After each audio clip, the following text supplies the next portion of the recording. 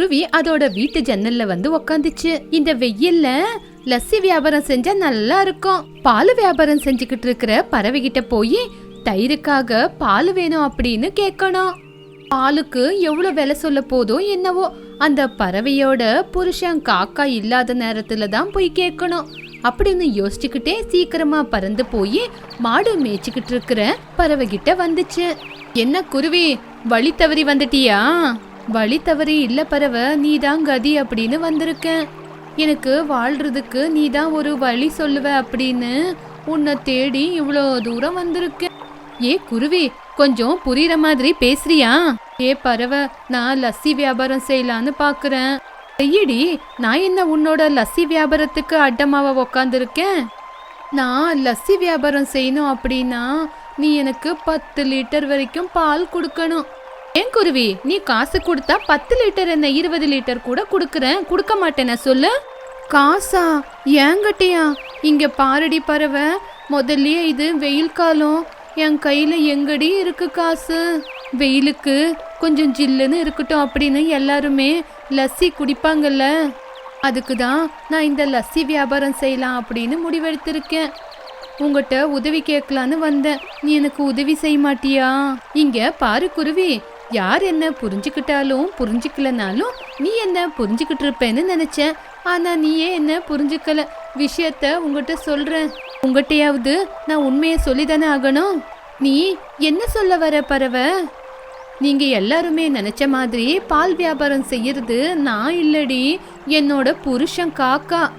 பால் வியாபாரம் செய்யற பறவைன்னு தான் எனக்கு பேர் இருக்கு. ஆனா பால் வியாபாரம் செய்யறது என்னோட புருஷன் காக்கா. பால் கறக்குறதும் அவருதான், பால் விற்கிறதும் அவருதான். அப்போ குருவிக்கு என்ன பேசணும்னு தெரியல. அப்போ பேருக்கு மட்டும்தான் நான் இருக்கிறேன் குருவி. காசு கணக்கு வழக்கெல்லாம் அவரு தான் செய்வாரு. என்கிட்ட ஒண்ணுமே இல்ல. உனக்கு என்கிட்ட இருந்து உதவி வேணும்னா என் புருஷன்கிட்ட போய் கேளு, கண்டிப்பா அவரு உனக்கு உதவி செய்வாரு. இப்போ உன் புருஷன் எங்க இருக்காரு பறவை? அவரு எங்க இருந்தா என்ன, அரை மணி நேரத்துக்கு ஒரு வாட்டி சாப்பிட்றதுக்கு கண்டிப்பா வீட்டுக்கு வருவாருல்ல, அவரு இப்ப வருவாரு. நீ இங்கே இரு, அவரை பார்த்துட்டு அதுக்கப்புறம் போ. சரி பறவை. இப்படி பறவை குருவி 2 பேரும் பேசிக்கிட்டு இருந்தாங்க. இப்படி நேரமாச்சு. அரை மணி நேரத்துக்கு அப்புறம் காக்கா வந்துச்சு. காக்கா குருவிய பார்த்து, குருவி நீயா என் வீட்டுக்கா? ரொம்ப நாளுக்கு அப்புறம் வந்திருக்க, எப்படி இருக்க? நல்லா இருக்கண்ண. என்ன விஷயம்? ஏதாவது உதவி வேணுமா? ஆமாங்க, குருவி லஸ்ஸி வியாபாரம் செய்யறாளாம். Wow, super idea. எப்படியும் வெயில் காலம் இல்ல, நல்லபடியா வியாபாரமாகும், நல்ல லாபமும் வரும். ஆமா, இத்தனைக்கும் நான் என்ன உதவி செய்யணும்? என்னன்னு சொல்றியா குருவி? என்ன உதவி செய்யணும்? அதுதாங்க பறவை. இங்க பாரு பறவை, குருவிக்கு வாய் இருக்குல்ல, அது பேசும், நீ சும்மா இரு. அவ உங்களை பார்த்து பயப்படுறா. அவளை பார்த்தும் கூடவா உங்களுக்கு புரியல? பாருங்க, உங்களை பார்த்து குருவி எப்படி பயப்படுறான்னு. நல்லா தெரிஞ்ச என்ன பார்த்தே இவ்வளோ பயப்படுற அப்படின்னா நீ மார்க்கெட்ல லஸ்ஸி எப்படி விற்குவே குருவி? விற்குவேன் அண்ணன், எனக்கு 10,000 வேணும். 10,000மா? கொடுக்குறேன். வியாபாரம் செய்யறதுக்கு என்கிட்ட எதுவுமே இல்லைங்க அண்ணன். கொடுத்து அனுப்புங்க குருவிக்கு 10,000 ரூபாவ. குருவி என்னோட ஃப்ரெண்டு. அவளுக்கு நீங்க 10,000 ரூபாய் கொடுத்தீங்க அப்படின்னா அவ அந்த 10,000த்துல லஸ்ஸிக்கு தேவையான பொருளுங்களை எல்லாம் வாங்கிக்குவா. அதுக்கப்புறம் லாபம் வந்ததும் அந்த காசை திருப்பி கொடுத்துருவா. நீ சொன்னதுக்கு அப்புறம் கொடுக்காம இருப்பேனா? கண்டிப்பா கொடுக்கறேன் பறவை. இப்பவே கொடுத்துருங்க. சரி சரி, நீங்க 2 பேரும் பேசிக்கிட்டு இருங்க, நான் போய் காசு கொண்டு வரேன் அப்படின்னு காக்கா போச்சு. பறவையும் குருவியும் பேசிக்கிட்டு இருந்தாங்க. என் வீட்டுக்காரு காசு கொடுத்த உடனே அந்த காசை எடுத்துக்கிட்டு கழுகு கிட்ட போ. சரி பறவை. நீ கழுகு கிட்ட போய் நான் லஸ்ஸி வியாபாரம் செய்யறேன் அப்படின்னு அதுகிட்டயும் சம்மதத்தை வாங்கிக்கோ. அந்த கழுகுக்கு கூட கொஞ்சம் காசு கொடுக்கறதா இருந்தா கொடுத்துடுறீ, இல்லனா ரொம்பவே தொந்தரவு கொடுக்கும் அந்த கழுகு. அந்த கழுகு அவ்வளோ தொந்தரவு கொடுக்குமா? ஆமாண்டி, சாதாரணமான தொந்தரவு இல்லடி. வேலையை ஆரம்பிக்கிற வரைக்கும் சும்மா இருக்கும், வேலையை ஆரம்பிச்சதுக்கு அப்புறம் நம்மளுக்கு தொந்தரவு மேல தொந்தரவு கொடுத்துக்கிட்டே இருக்கும். அது கேக்குற அளவுக்கு காசு கொடுக்கணும், இல்லனா நம்மள வியாபாரம் செய்யறதுக்கே விடாதடி. ஐயோ, கழுகு இந்த மாதிரி வேலையெல்லாம் கூட செய்யுதா? தொந்தரவு கொடுக்கும் அப்படின்னு தானே நான் சொல்லிக்கிட்டு இருக்கேன். என் வீட்டுக்காரு காசு கொடுத்த உடனே முதல்ல அந்த காசை வாங்கிட்டு போய் கழுகுகிட்ட சம்மதம் கேட்டுட்டு அதுக்கப்புறம் நீ லஸ்ஸிக்கு தேவையான பொருளுங்களை வாங்கி வியாபாரத்தை ஆரம்பி. சரிடி, நீ இவ்வளோ தூரம் சொல்ற அப்படின்னா அண்ணன் காசை கொண்டு வந்து கொடுத்த உடனே அந்த காசை எடுத்துட்டு போய் கழுகுக்கு கட்டிட்டு அதுக்கப்புறமா நான் வியாபாரத்தை ஆரம்பிக்கிறேன். இப்படி பேசிக்கிட்டு இருக்கும்போது காக்கா வந்து காசு கொடுத்துச்சு. ரொம்ப தேங்க்ஸ் அண்ணன், 3 மாசத்துல வாங்கின காசை திருப்பி கொடுத்துட்றேன். சரி சரி, சொன்ன மாதிரியே 3 மாசத்துல நீ வாங்கின காசை திருப்பி கொடுத்துறேன்னு. சரிங்க அண்ணன். என்ன குருவி, காசு எடுத்துக்கிட்டு இவ்வளோ தூரம் வந்திருக்க? ஐயா, நான் லஸ்ஸி வியாபாரம் செய்யலான்னு பார்த்துக்கிட்டு இருக்கேன். அதுக்கு நான் இப்போ பர்மிஷனை கொடுக்கணும் அப்படின்னு வந்திருக்கியா? ஆமாங்க ஐயா. இப்படி வியாபாரம் ஆரம்பிக்கிறதுக்கு குருவி காசை கட்டிட்டு போச்சு. இப்படி கொஞ்ச நாள் ஆச்சு. அதுக்கப்புறம் குருவி காக்கா வீட்டுக்கு போய் பால் கொண்டு வந்து அந்த பாலை தயிராக்கி லஸ்ஸி வியாபாரம் செய்யறதுக்காக ஒரு பக்கம் ஏற்பாடுகள் எல்லாம் செஞ்சு லஸ்ஸி வியாபாரத்தை ஆரம்பிச்சுச்சு. லஸ்ஸி ஒரு கிளாஸுக்கு 10 ரூபா தான். வாங்க ஐயா வாங்க அப்படின்னு விற்க ஆரம்பிச்சுச்சு.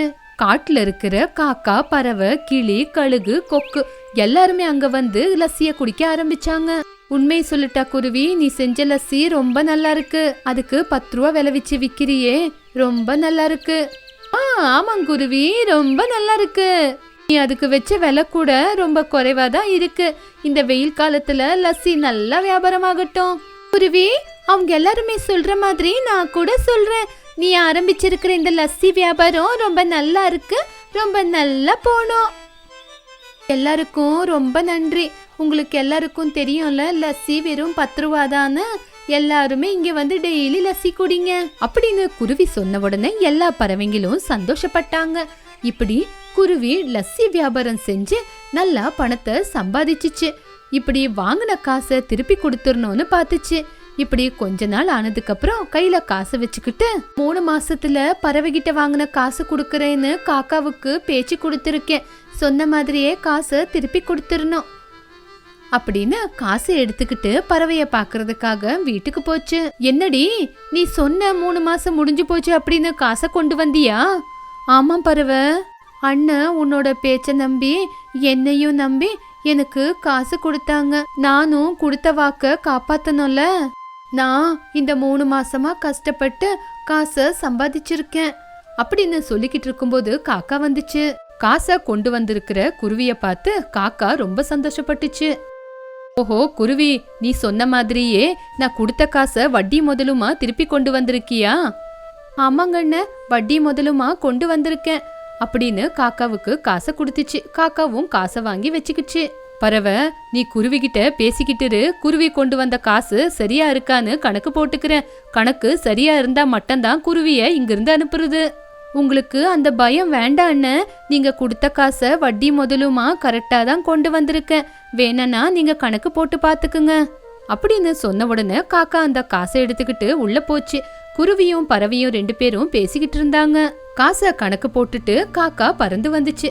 காசெல்லாம் சரியாதான் இருக்கு அப்படின்னு சொன்ன உடனே குருவி அங்கிருந்து சந்தோஷமா லஸ்ஸி வித்து வந்த காசுல புதுசா ஏதாவது வியாபாரத்தை ஆரம்பிக்கணும் அப்படின்னு அங்கிருந்து கிளம்பி தன்னோட வீட்டுக்கிட்ட போச்சு. இப்படி அந்த வெயில் காலத்துல குருவி லஸ்ஸி வியாபாரம் பண்ணி நல்லபடியா லாபத்தை சம்பாதிச்சது மட்டும் இல்லாம லஸ்ஸிய நல்லபடியா விக்கிது அப்படின்னு நல்ல பேரையும் வாங்கிச்சு. இதுதான் இன்னையோட கதை. மறுபடியும் ஒரு நல்ல கதையோட மீண்டும் சந்திக்கலாம். கொக்கு வீட்டுக்கு முன்னாடி நின்னுக்கிட்டு கவலையோட பாத்துக்கிட்டு இருக்கும்போது பொண்டாட்டி கொக்கு வந்து, எங்க பொண்ணுக்கு அனுப்ப வேண்டிய ஃபீஸ் பத்தி ஏதாவது நீங்க யோசிச்சீங்களா? அதுக்குதான் பாத்துக்கிட்டு இருக்கேன். காக்கா கல்யாணத்துக்காக என்கிட்ட ஜாதகம் எடுத்துக்கிட்டு வரேன்னு சொல்லிருக்கு. காக்கா ஜாதகத்தை எடுத்துக்கிட்டு உங்ககிட்ட வந்தா நம்ம பொண்ணோட ஃபீஸ் எப்படிங்க கட்ட முடியும்? அதுதான் உன் புருஷனோட புத்திசாலித்தனம். காக்காவுக்கு இல்லாத பொல்லாத காரணம் எல்லாம் சொல்லி பணத்தை சம்பாதிக்க போறேன். அந்த காசை தான் நம்ம பொண்ணுக்கு அனுப்ப போறேன். அப்போ எனக்கு எந்த கவலையும் இருக்காதுல்ல. நீங்க இல்லாத பொல்லாத கதையெல்லாம் சொன்னா காக்கா கேட்டுக்குமாங்க? உங்ககிட்ட நீங்க சொல்றது சரியில்லை அப்படின்னு இன்னொருத்தரை போய் பார்த்தா உங்க நிலைமை என்னங்க? இப்படி பொண்டாட்டி கொக்கு கேட்ட உடனே புருஷன் கொக்கு கோவமா, உன்னோட இது வாய் இல்லடி, சாக்கடை. ஒரு நாள் கூட ஒரு நல்ல வார்த்தைய பேச மாட்டியா? எப்ப பார்த்தாலும் இப்படிதான் பேசுவியா?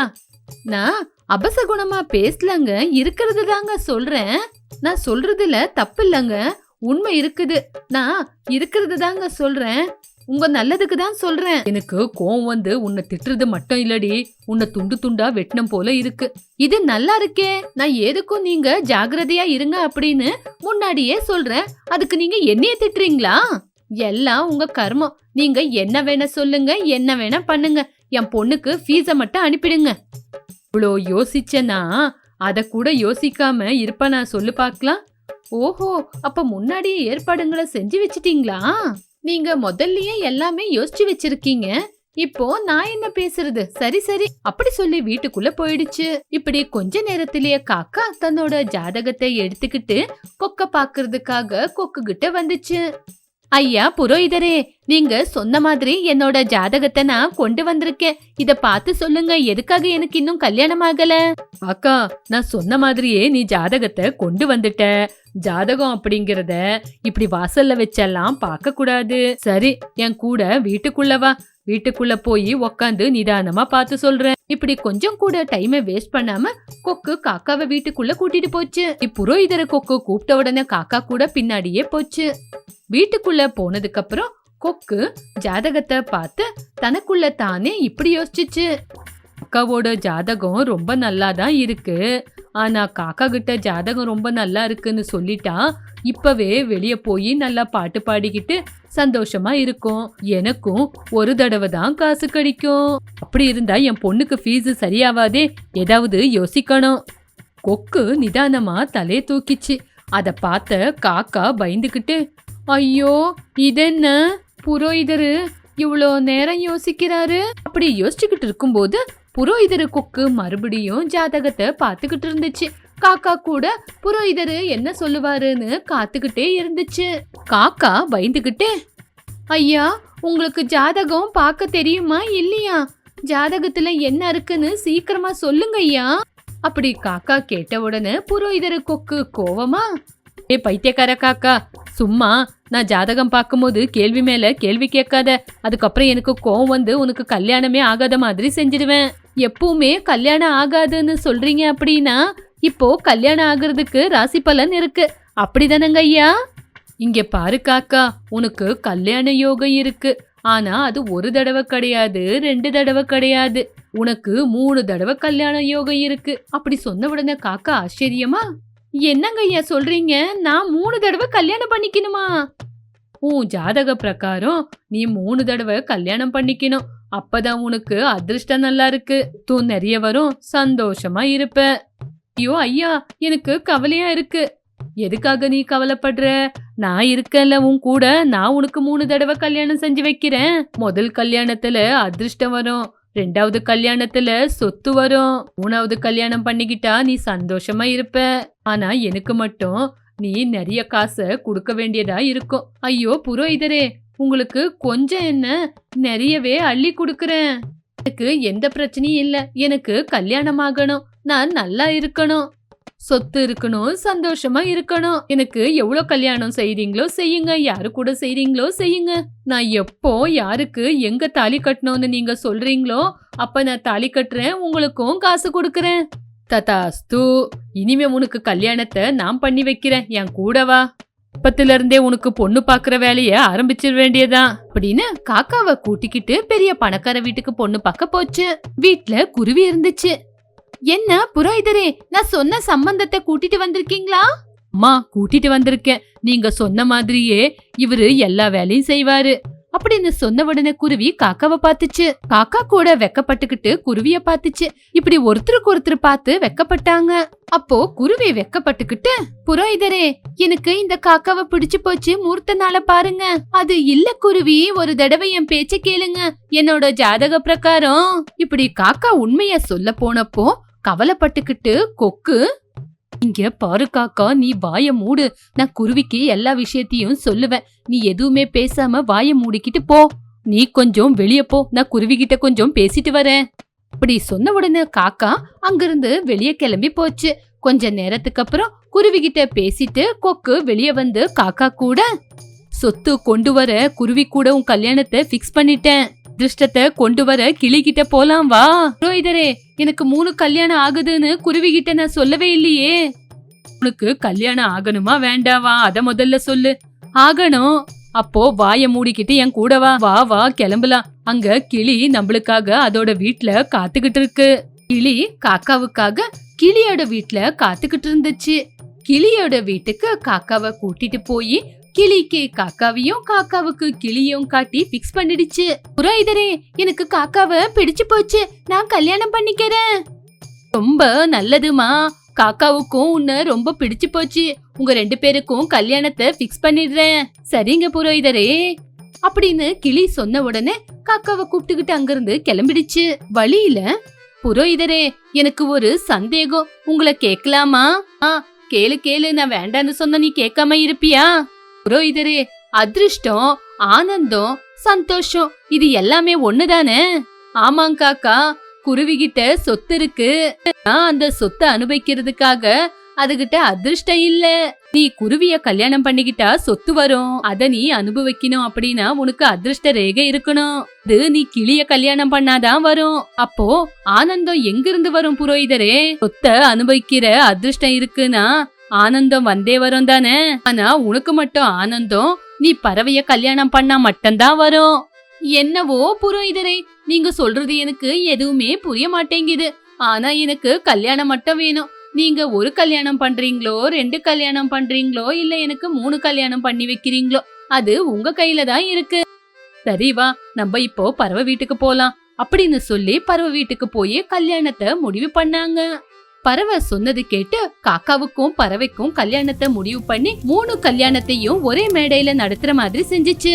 இன்னைக்கு காக்காவுக்கு அந்த மேடையில 3 பேரை கூட கல்யாணத்தை முடிவு பண்ணத பார்த்து கிளி, பறவை, குருவி 3 பேரும் இந்த புரோகிதரு பணத்துக்காக தான் இப்படி செய்யறாருன்னு புரிஞ்சுக்கிட்டாங்க. இப்படி எல்லாருமே சேர்ந்து கொக்க அடிச்சுக்கிட்டு இருக்கும் போது கழுகு கொக்க பார்த்து கேவலமா சிரிச்சிச்சு.